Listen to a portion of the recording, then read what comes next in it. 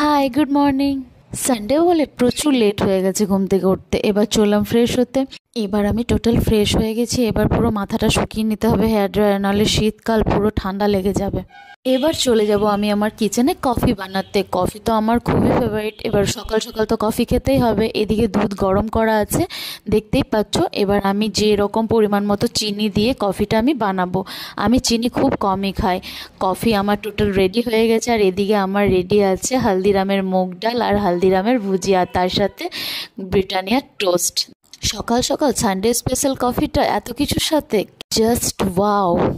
Coffee খাওয়া তো complete. এবার কিচেনে যাব সানডে স্পেশাল ব্রেকফাস্ট নিয়ে। দেখতেই পাচ্ছ এখানে আমি দই বড়া করে রেখেছি, কাল রাত্রে দই দিয়ে পুরো রেডি করে রেখেছি।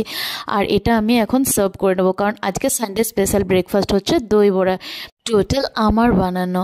আর আমি এই দই বড়াটা কীভাবে সার্ভ করে নিচ্ছি দেখে নাও। দেখতে পাচ্ছ এখানে সব কিছু দিয়ে আমি রেডি করে নিয়েছি। ধনেপাতা চাটনি, তেঁতুলের চাটনি, টমেটো কেচাপ, ভাজা গুঁড়ো মশলা, চাট মশলা, মুগ ডাল সব কিছু দিয়ে পুরো আমি রেডি করে নিয়েছি। এবার আমার বরের এদিকে খিদে পেয়ে গেছি, ও ব্রেকফাস্ট রেডি করে দিয়েছি, ওকে খাচ্ছে। আর আমি এখানে ভুজিয়া দিয়ে আলাদা করে বানিয়ে নিয়েছি। কেমন লাগছে তাহলে টেস্টটা দেখে নিই, জাস্ট ওয়াও। এবার চলে এলাম সানডে স্পেশাল লাঞ্চ নিয়ে। দেখতেই পাচ্ছ এখানে আমি বানিয়েছি ভাত, মাটন, সজনে ফুলের বড়া।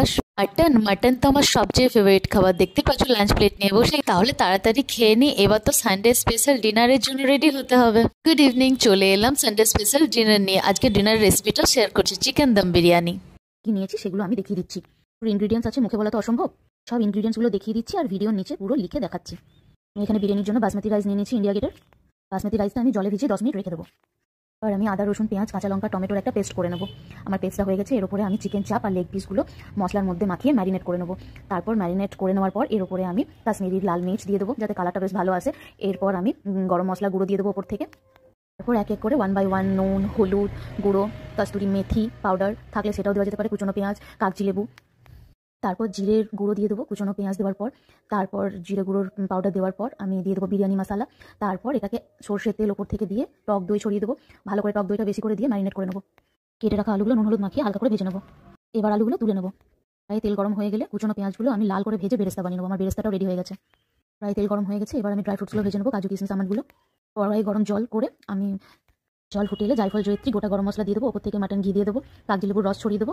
জলটা ফুটতে ফুটতে তারপর আমি ভিজিয়ে রাখা বাসমতি রাইসটা দিয়ে দেবো পরিমাণ মতো নুন দিয়ে। ডালটা কম সেদ্ধ করে ফুটিয়ে নেবো। একটা কড়াইয়ে গরম তেল করে এর মধ্যে গোটা গরম মশলা, কুচনো পেঁয়াজ আর ম্যারিনেট করা চিকেনগুলো দিয়ে দেবো। এখানে চিকেন চাপগুলো রান্না করে নেবো। লেগ পিসগুলো আলাদা করে ভেজে তারপর রান্না করবো।